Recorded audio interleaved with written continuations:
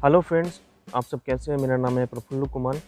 आज मैं एक नया वीडियो बना रहा हूं। इस वीडियो में मैं भारत में कोरोना वायरस की वजह से बिगड़ते हुए हालात के बारे में बातचीत करूंगा। दोस्तों, हमारा देश भारत इन दिनों कोरोना वायरस की दूसरी लहर का सामना कर रहा है। हर दिन लाखों लोग संक्रमित हो रहे हैं और हज़ारों लोग मारे जा रहे हैं। जब देश में बड़ी संख्या में लोग संक्रमित हो रहे हैं और लोग इलाज के लिए अस्पतालों की तरफ दौड़ रहे हैं, तो हमारे देश में अव्यवस्था का आलम है। देश के लगभग सभी अस्पताल कोरोना वायरस के मरीजों से भरे पड़े हैं। नए मरीजों की भर्ती के लिए बेड उपलब्ध नहीं है, उन्हें आवश्यक दवाई नहीं मिल पा रही है, वेंटिलेटर्स नहीं मिल पा रहे हैं, जिसकी वजह से बहुत सारे मरीज मर भी रहे हैं। देश में ऑक्सीजन सिलेंडर की कमी हो गई है। पूरे देश में अव्यवस्था का आलम है। दोस्तों, सबसे पहले 2020 में जब कोरोना वायरस भारत आया था, तो भारत सरकार ने एक्टिव होकर इस वायरस के प्रसार को रोकने के लिए काफ़ी प्रयास किए। देश के सभी प्रमुख एयरपोर्ट पर विदेशों से आने वाले लोगों के कोरोना वायरस संबंधी टेस्ट की व्यवस्था की गई थी। जो लोग संक्रमित पा रहे थे उन्हें आइसोलेट किया जा रहा था, उन्हें क्वारंटाइन में भेजा जा रहा था। लेकिन हमारे देश के लोगों की खासियत यह है कि ये अनुशासन में रहना पसंद नहीं करते, नियम तोड़ना इनकी आदत है। और जब उनके कारनामों की वजह से कोई भसड़ होती है तो सारे लोग सरकार को कोसने लगते हैं। उस समय भी हमने देखा कि विदेशों से आने वाले बहुत सारे लोग एयरपोर्ट पर अपना कोरोना वायरस संबंधित टेस्ट नहीं कराया और पतली गली से निकलकर समाज में घुल मिल गए। उन्होंने कोरोना वायरस का हर जगह प्रसार किया। बहुत सारे लोगों ने अपनी जिम्मेदारी नहीं निभाई। कोरोना वायरस के रोकने का एक ही तरीका है कि आप मास्क लगाकर रखें, साफ सफाई का ध्यान रखें, भीड़ का हिस्सा न बने, अनावश्यक रूप से इधर उधर न घूमें, सैनिटाइजर का उपयोग करें। पहले फेज़ में यानी कोरोना वायरस के पहले फेज़ में केंद्र सरकार ने काफ़ी कड़ाई की। पूरे देश में लॉकडाउन लगा।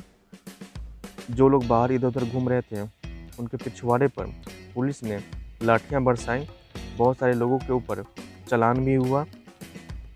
जब तक सख्ती थी तब तक कोरोना वायरस का प्रसार कम था, कम लोग संक्रमित हो रहे थे, कम लोग मर रहे थे।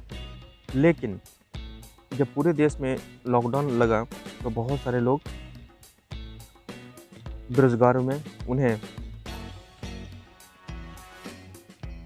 काफ़ी बुरी अवस्था में महानगरों को छोड़कर अपने अपने घरों की ओर पैदल ही जाना पड़ा। बहुत सारे लोग रास्ते में ही मारे गए। बहुत सारे लोगों को असुविधा का सामना करना पड़ा। इसी वजह से सरकार ने धीरे धीरे करके लॉकडाउन हटाया और लोगों को ज़रूरी काम से इधर उधर जाने की आज़ादी दी। हमें ऐसा लग रहा था कि हम कोरोना वायरस की जंग जीत रहे हैं। हमारे देश में कोरोना वायरस का उतना प्रकोप नहीं है। हमारे देश भारत ने रूस के बाद कोरोना वायरस का टीका बनाया और उसी की वजह से हमारे देश में अब तक करीब 14 करोड़ लोगों का टीकाकरण हो चुका है। लेकिन हमारे देश में कुछ ऐसे लोग हैं जिन्हें लोगों की गिरती हुई लाशों से प्यार है। उन्हें लगता है कि जितना ज़्यादा देश में लाश गिरेगा, जितना ज़्यादा लोग मरेंगे, उनकी राजनीति उतनी ज़्यादा ही चमकेगी, उन्हें उतना ज़्यादा ही फायदा होगा। इसलिए देश के विरोधी लोगों ने देश के अंदर पल रहे गद्दारों ने हमारे देश में कोरोना वायरस को फैलाने का षड्यंत्र करना शुरू कर दिया। हमने देखा कि बहुत सारे लोग कोरोना वायरस के गाइडलाइंस को फॉलो नहीं कर रहे हैं, अनावश्यक रूप से भीड़ का हिस्सा बन रहे हैं, तो मास्क का भी उपयोग नहीं कर रहे हैं। शादियां भी धड़ल्ले से हो रही हैं, शादियों में बहुत सारे गेस्ट आ रहे हैं, मज़े उठा रहे हैं और कोरोना वायरस का प्रसाद लेकर अपने अपने घरों में जा रहे हैं। बहुत सारे जनप्रतिनिधियों ने भी अपनी जिम्मेदारी का पालन नहीं किया। उन्होंने सरेआम भीड़ लगाए और लोगों को इकट्ठा किया अपनी चुनावी फ़ायदों के लिए। इससे कोरोना वायरस काफ़ी फैला और स्थिति भयावह हो गई। दोस्तों, जब तक केंद्र सरकार ने कोरोना वायरस के नियंत्रण का मामला अपने हाथ में ले रखा था, तब तक स्थिति काफ़ी सही थी। लेकिन जब से राज्य सरकारों को कोरोना वायरस संबंधी निर्णय लेने की आज़ादी दी गई, तब से ही मामला नियंत्रण से बाहर हो गया। देश के कई ऐसे राज्य हैं जहां लाख प्रयासों के बावजूद कोरोना वायरस के मामले कम नहीं रहे हैं, जैसे दिल्ली, महाराष्ट्र, पंजाब, केरल, उत्तराखंड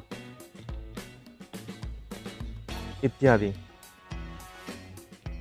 देश के कई विपक्षी दल, स्वघोषित बुद्धिजीवियों, दलाल पत्रकारों का एक ही उद्देश्य है कि कोरोना वायरस से फैली महामारी के लिए देश की केंद्रीय सरकार को जिम्मेदार ठहराया जाए और इस असफलता का सारा ठिकरा देश के प्रधानमंत्री पर फोड़ा जाए। दोस्तों, जब भी कोई महामारी आती है तो महामारी को रोकने के लिए सभी लोगों की अपनी अपनी जिम्मेदारियां होती हैं। सरकार ने तो हेल्थ गाइडलाइंस बना दिया, सरकार ने सारी व्यवस्थाएं कर दी। अगर आप हेल्थ गाइडलाइंस का पालन नहीं करते हैं, सरकार के आदेशों का पालन नहीं करते हैं, तो इसमें सरकार क्या कर सकती है। अभी देश में कोरोना वायरस की दूसरी लहर है।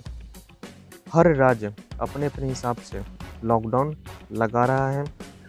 लॉकडाउन लगने से आम पब्लिक का नुकसान है, उद्योग धंधे चौपट होते हैं, बाज़ार बंद होते हैं, लोगों को घर में रहने को मजबूर किया जाता है। लेकिन इसके बाद भी लोग समझने को तैयार नहीं हैं, हेल्थ गाइडलाइंस का पालन नहीं कर रहे हैं। लोग ये चाहते हैं कि सरकार उनकी सारी समस्याओं का समाधान कर दे। सारी चीज़ों के लिए सरकार जिम्मेदार नहीं होती। महामारी का समय है, तो जब तक आप सरकार को कोऑपरेट नहीं करेंगे, महामारी दूर नहीं जाएगी। टीकाकरण हो रहा है तो आप टीकाकरण करवाएं। मैंने तो देखा है कि देश के बहुत सारे राज्यों ने अपने राजनीतिक प्रतिद्वंदियों से खुन्नस की वजह से देश को गड्ढे में धकेल दिया है। अभी कुछ ही दिन पहले एक न्यूज़ आई थी कि बिहार के एक बाहुबली ने अपने घर में एक प्रोग्राम रखा और बहुत सारे लोगों को इकट्ठा किया, नचनिए को भी बुलाया और बेवकूफ़ पब्लिक जो है उसको ज्ञान ही नहीं है कि वो भीड़ का हिस्सा बनने पर कोरोना वायरस का प्रसाद ले सकती है। बहुत सारे लोग इस बीमारी को बढ़ाने के लिए अपना योगदान दे रहे हैं, जैसे अरविंद केजरीवाल, ये दिल्ली के मुख्यमंत्री हैं। इनका एक ही काम है बकवास करना, मतलब हर बात में कैसे बकवास हो, कोई इनसे सीखे। केंद्र सरकार ने ऑक्सीजन प्लांट लगाने के लिए काफ़ी पहले ही कई राज्य सरकारों को धन का आवंटन कर दिया था, लेकिन आपको यह जानकर आश्चर्य होगा कि केजरीवाल ने उस धन का उपयोग अपनी राजनीति को चमकाने के लिए और विज्ञापन देने के लिए किया। केजरीवाल इतना निकम्मा है कि उसके मंत्री अपनी हर नाकामयाबी के लिए केंद्र सरकार के ऊपर ठिकरा फोड़ते हैं। अभी न्यूज़ आई थी कि केजरीवाल के मंत्री ऑक्सीजन सिलेंडर की कालाबाजारी कर रहे हैं और यही केजरीवाल स्क्रीन पर आकर टीवी स्क्रीन पर आकर केंद्र सरकार से ज़्यादा ऑक्सीजन देने की मांग करता है। दोस्तों, इस महामारी के समय में जो लोग भी जमाखोरी कर रहे हैं, आवश्यक वस्तुओं का दाम बढ़ाकर ज़्यादा मुनाफाखोरी कर रहे हैं, वो मानवता के दुश्मन हैं। चाहे वो कितना भी पैसा कमा लें, उन्हें कभी सुख नहीं मिलेगा। दोस्तों, हम देख रहे हैं कि इस महामारी के समय में भी बहुत सारे जो हॉस्पिटल कर्मी हैं, बहुत सारे जो हेल्थ केयर वर्कर्स हैं, वो मरीजों के साथ बदसलूकी कर रहे हैं। आपको यह जानकर आश्चर्य होगा कि गुड़गांव से पंजाब जाने के लिए एक एम्बुलेंस वालों ने एक मरीज से 1,20,000 रुपये चार्ज किए। सोचिए कि कितनी बड़ी लूट है, लोग इतना लूट क्यों कर रहे हैं। दोस्तों, ऐसा बताया जा रहा है कि भारत में कोरोना वायरस की तीसरी वेव आ सकती है, इसलिए हमारा कर्तव्य यही है कि हम कोरोना वायरस को रोकने के लिए जितने भी हेल्थ गाइडलाइंस हैं उसका पालन करें, सरकार के साथ सहयोग करें। हमारे देश में टीकाकरण बड़े ज़ोर शोर से चल रहा है। अब तक करीब देश के 14 करोड़ लोगों का टीकाकरण हो रहा है और सरकार अन्य लोगों के टीकाकरण की भी व्यवस्था कर रही है। दोस्तों, इस महामारी के समय में अगर आप सरकार के साथ सहयोग करेंगे और कोरोना वायरस को रोकने के लिए जो भी हेल्थ गाइडलाइंस हैं उसका पालन करेंगे, तो कोई कारण नहीं है कि हम इस वायरस को ना रोक सकें। दुनिया के कई देश जैसे चीन, ऑस्ट्रेलिया, न्यूजीलैंड, ताइवान, वियतनाम ने कोरोना वायरस को सफलतापूर्वक रोका है और इसके प्रसार को काफ़ी हद तक सीमित किया है। दोस्तों, अगर हम अपनी जिम्मेदारी निभाते हैं तो हमारा जीवन आसान होगा। सरकारें लॉकडाउन अपनी मर्ज़ी से नहीं लगाती है, उनके ऊपर भी दबाव होता है कि वो नागरिकों के हितों की रक्षा करें।